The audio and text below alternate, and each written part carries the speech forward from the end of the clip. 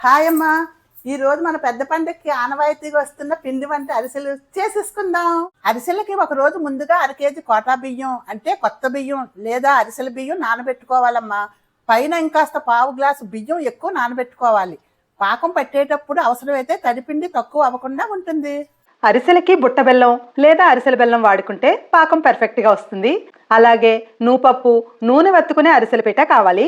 24 గంటల్లో 2-3 సార్లు నీళ్లు మారుస్తూ నానిన బియ్యం బాగా కడిగి వాడేసుకుని తడిగా ఉండగానే మెత్తటి పిండిగా ఆడించుకుని దగ్గరగా ఒత్తి ఉంచుకోవాలి.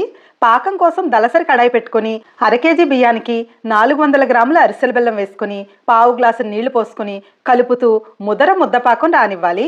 లేత పాకంలో పిండి వేసేస్తే తడిపిండి కాబట్టి అరిసెలు విరిగిపోవడం, నూనె లాగేయడం జరుగుతుంది. పిండిలో కాస్త నెయ్యి, నూనె వేసి కలిపితే ఇలా జారుడుగా రావాలి. చల్లారాక ఇలా గట్టిపడుతుంది.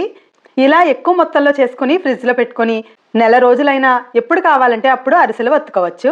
అరిసెల్ని మీడియం ఫ్లేమ్లో నూనెకి దగ్గరగా పెట్టి చిరిగిపోకుండా నిదానంగా వేస్తే చక్కగా పూరిలాగా పొంగుతుంది. 2 వైపులా కాలాక తీసేసి నూనె వత్తుకోవాలి. వేడిగా ఉండగానే ఒత్తేసుకుంటే చక్కగా వస్తాయి. నూపప్పులో పాలు పోసుకుని అద్దడం వల్ల నూనెలో వేపేటప్పుడు పప్పు నూనెలోకి దిగదు. నూపప్పు వద్దనుకుంటే చలివిడితోనే అరిసెలు ఒత్తుకొని కూడా వేయించుకోవచ్చు.